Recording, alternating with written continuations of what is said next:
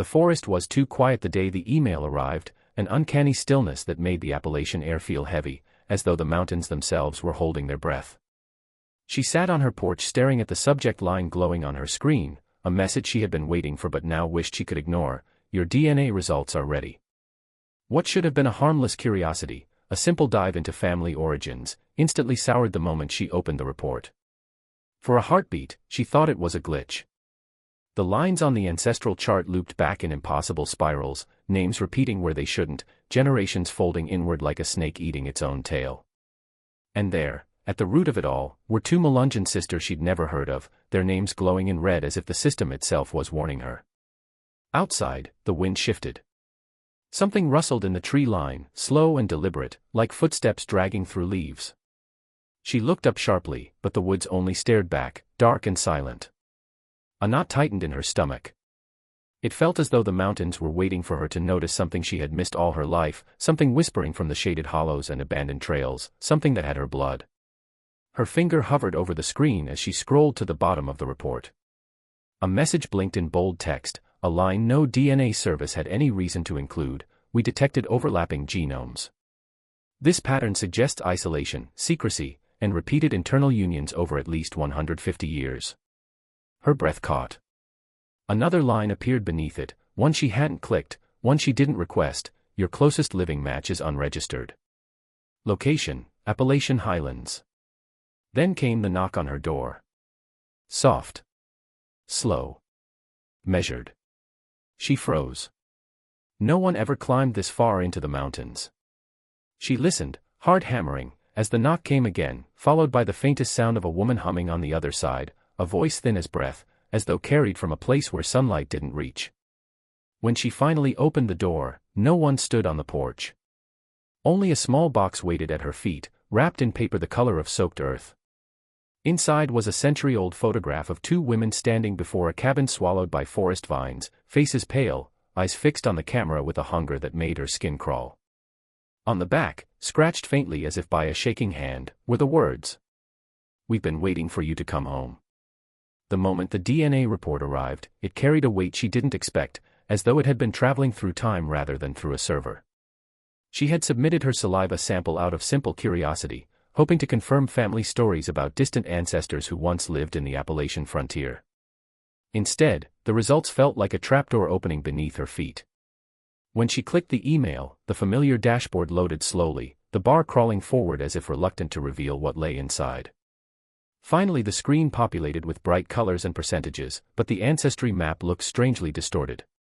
It showed her lineage clustering unnaturally tightly in a remote section of the Appalachians, forming a dense knot instead of the branching pattern every chart was supposed to display. A sense of unease prickled at her skin. She zoomed in closer, expecting an error, but the details grew sharper, more disturbing, the further she examined them. Names she didn't recognize repeated in rhythmic intervals across generations, looping back into each other like reflections caught between mirrors. Her ancestors, according to the data, hadn't spread outward at all. Instead they had folded inward, circling back into one isolated community over and over for more than a century. She scrolled to the anomaly report, a feature she had never noticed before, and a warning banner flashed across the screen.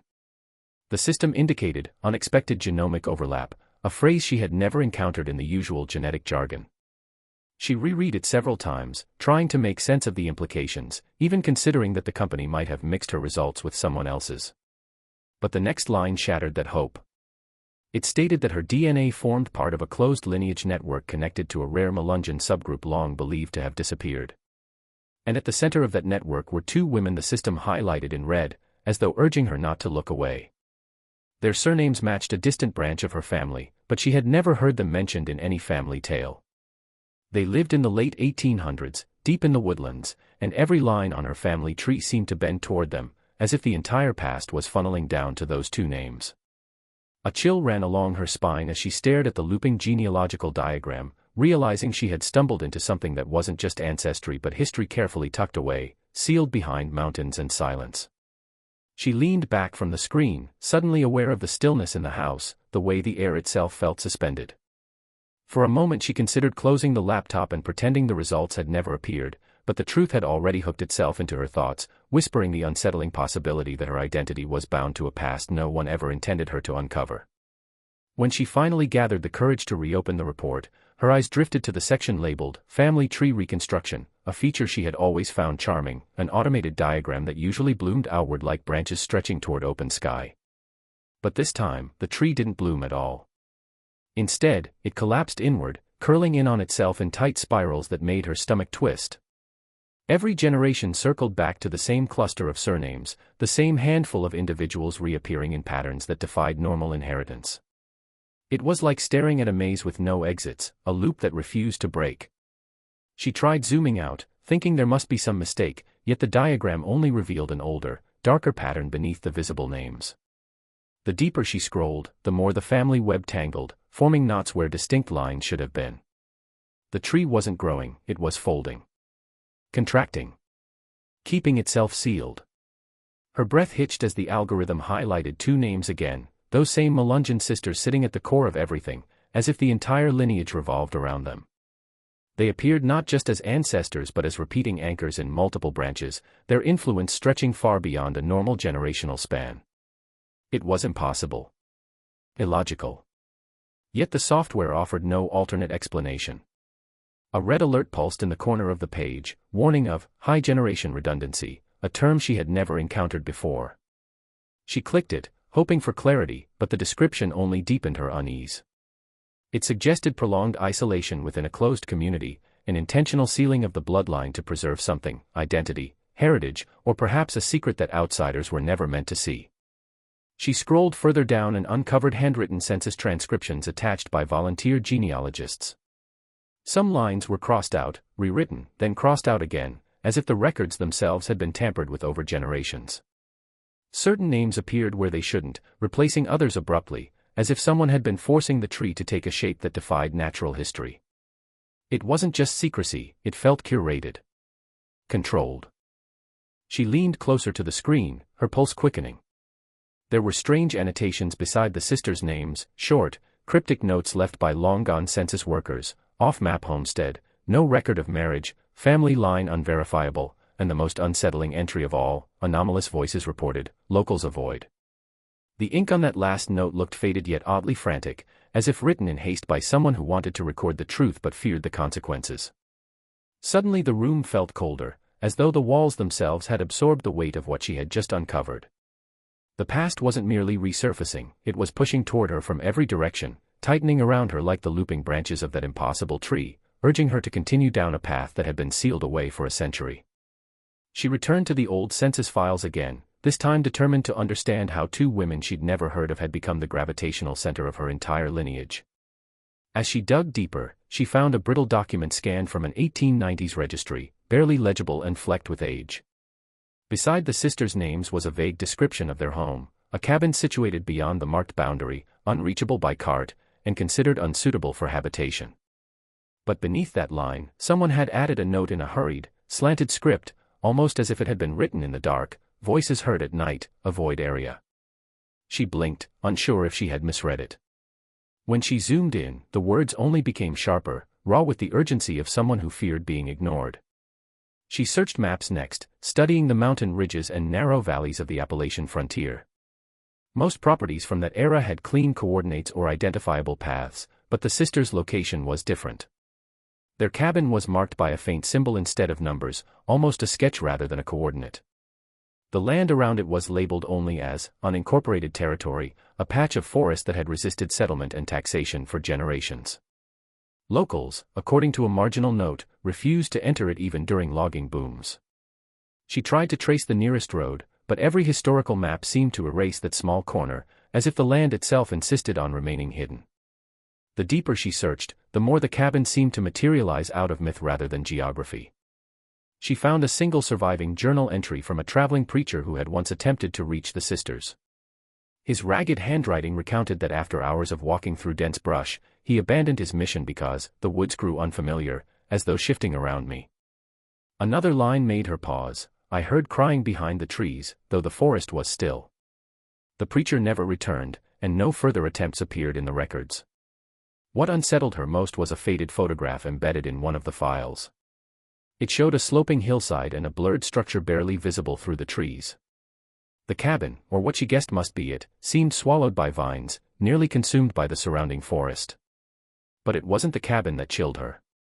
It was the two figures lingering at the edge of the frame, their outlines faint but unmistakably human, watching whoever took the photograph. Their faces were indistinct, but their posture was rigid, as though they were guarding something. As she stared at the image, a strange unease settled over her, a feeling that the past wasn't simply documented on paper but still existed somewhere in those woods, unchanged and waiting, as if the sisters had never truly left that cabin at all. Days passed with the image of the cabin lingering in her thoughts, haunting the edges of her focus no matter how hard she tried to turn her mind elsewhere.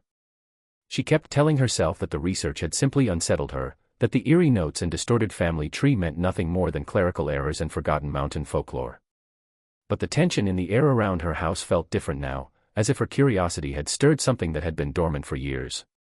She tried to ignore it until the morning the package appeared on her doorstep, sitting so precisely in the center of the welcome mat that she knew immediately it had not been delivered by any mail carrier.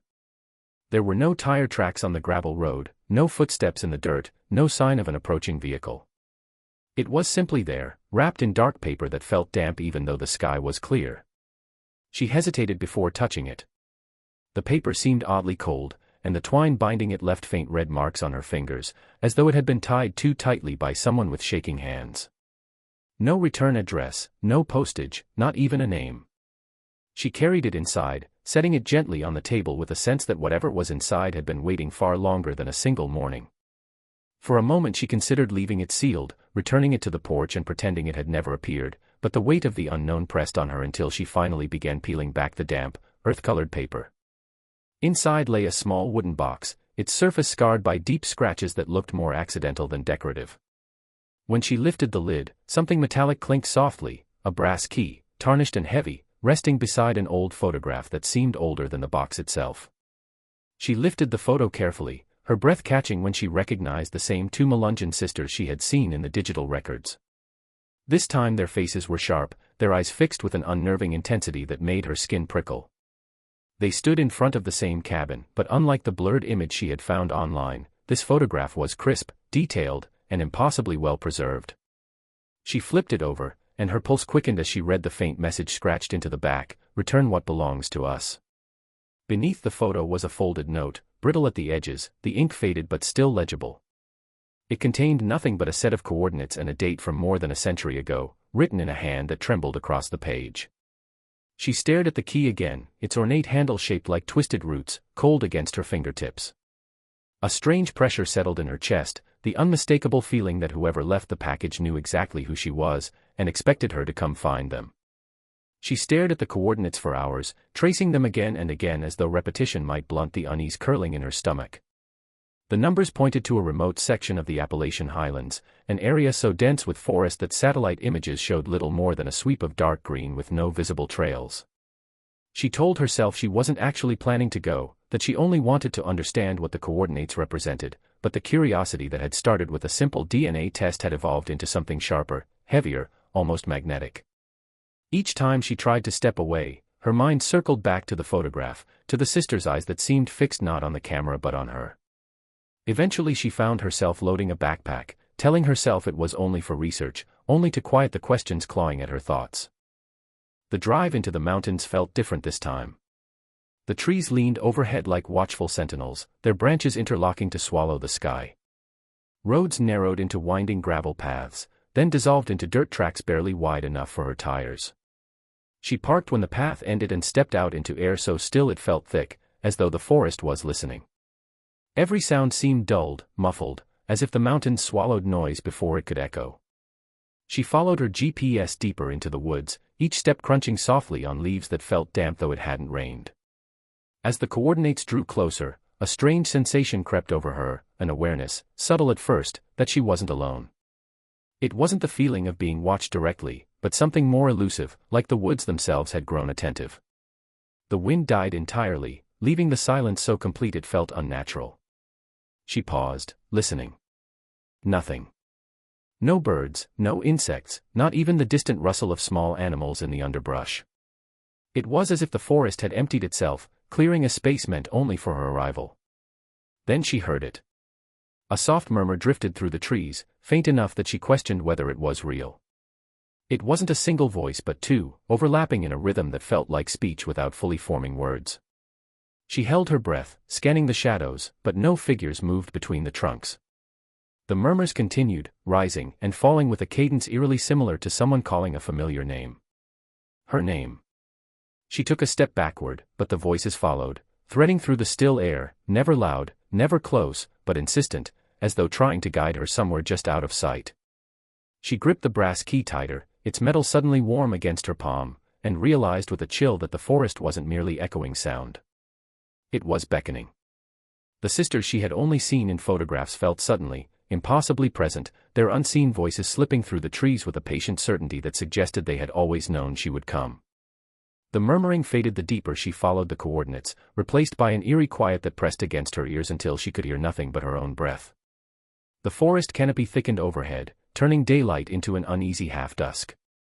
Just when she began to wonder if she had walked past the location, the trees abruptly thinned, revealing a clearing that felt unnaturally precise, too circular, too still, as if shaped by something other than weather and time.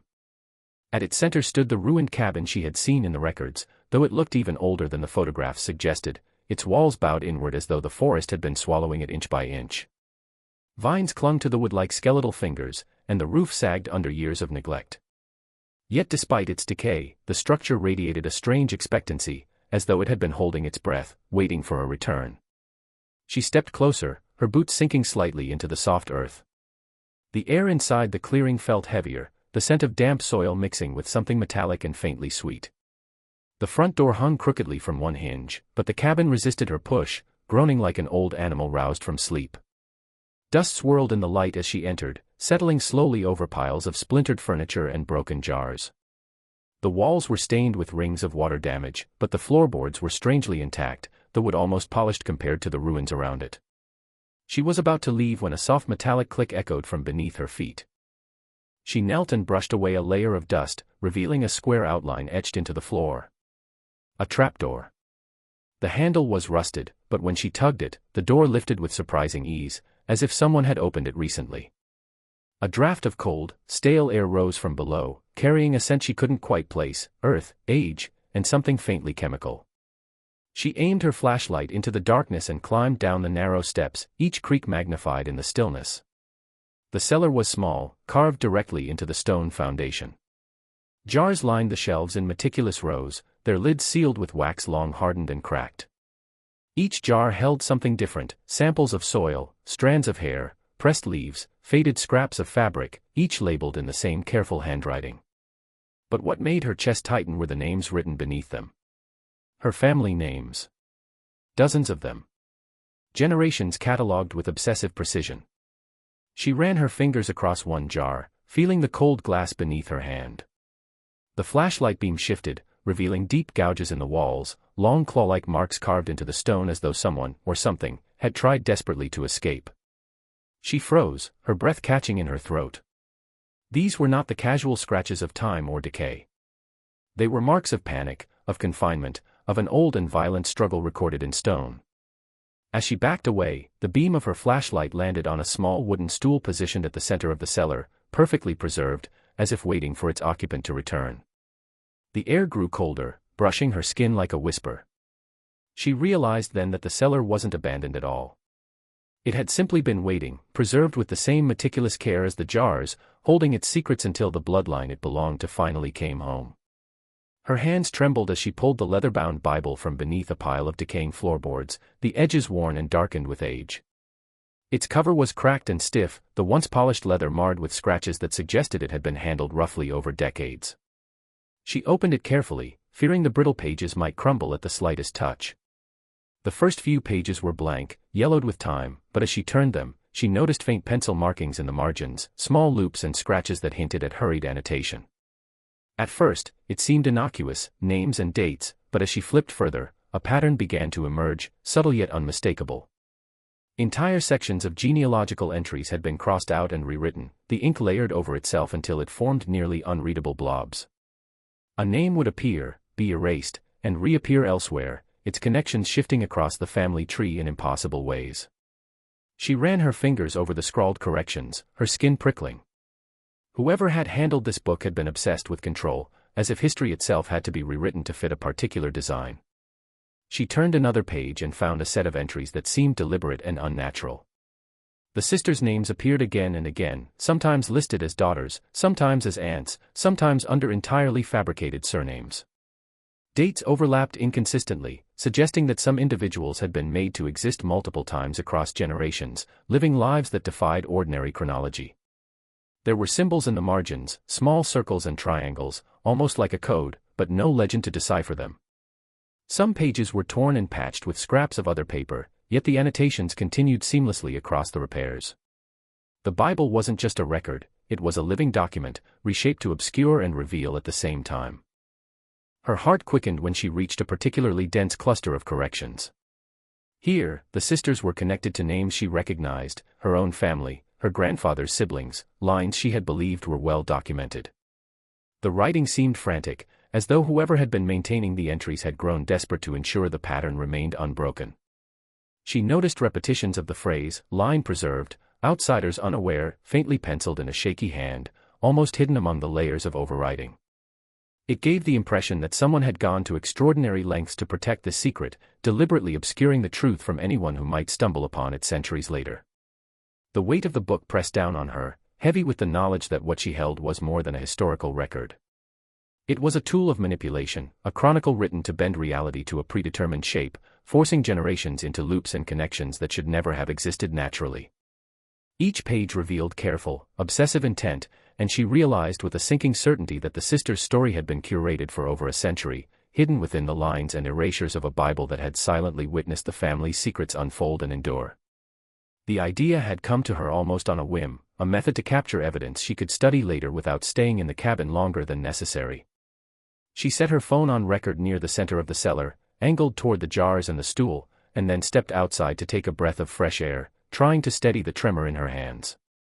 The forest pressed against the windows in oppressive silence, shadows stretching across the cabin walls as if alive.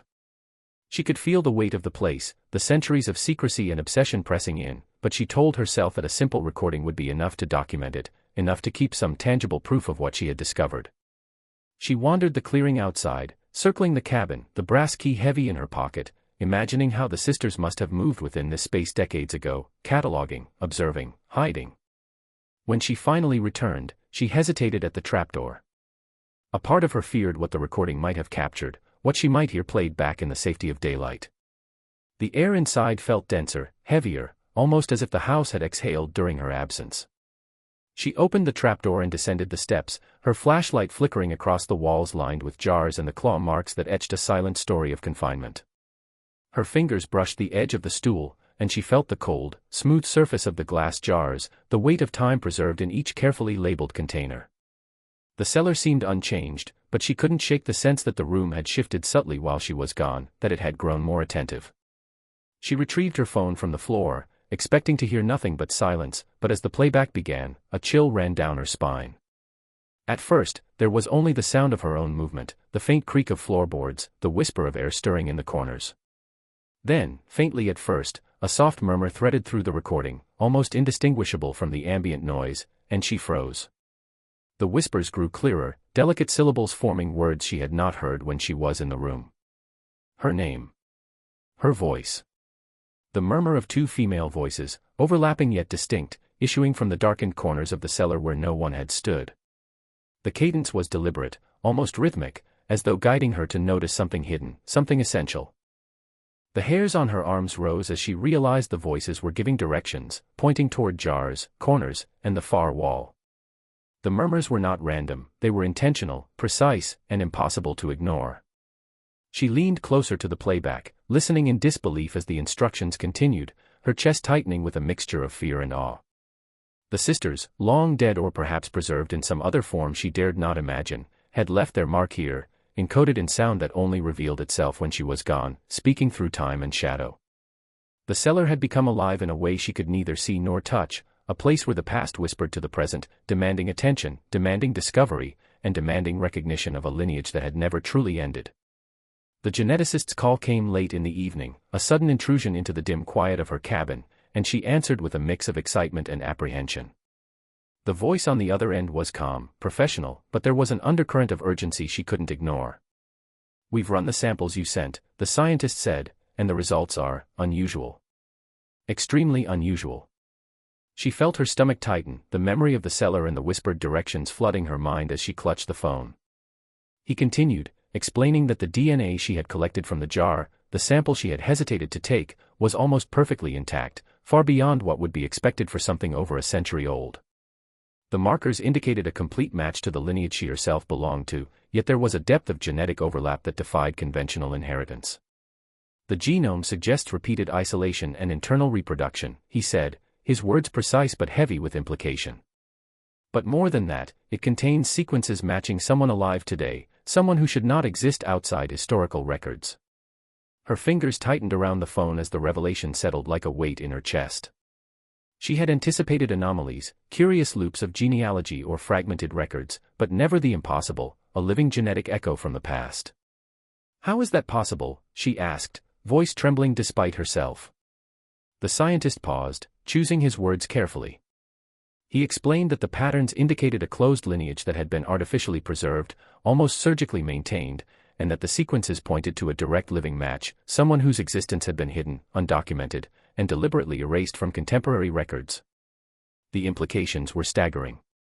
Her mind raced through the jars in the cellar, the meticulous cataloging, the erased entries in the Bible, and the whispers that had guided her in the dark.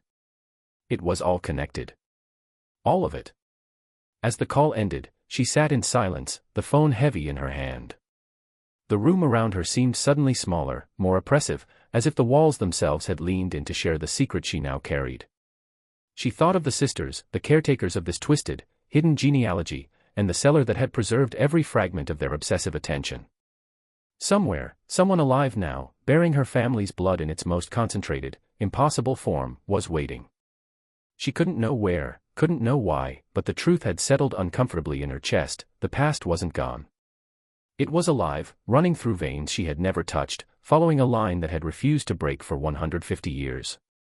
The very forest outside seemed to shiver in response, as if echoing the revelation, and she realized with a shiver that the voices she had heard, the warnings inscribed in documents and photographs, and the meticulous preservation in that cellar were all pointing toward the same inevitable fact: the hidden line of the Melungeon sisters had endured, concealed in shadows and in blood, waiting for her to uncover the truth that would bridge the centuries.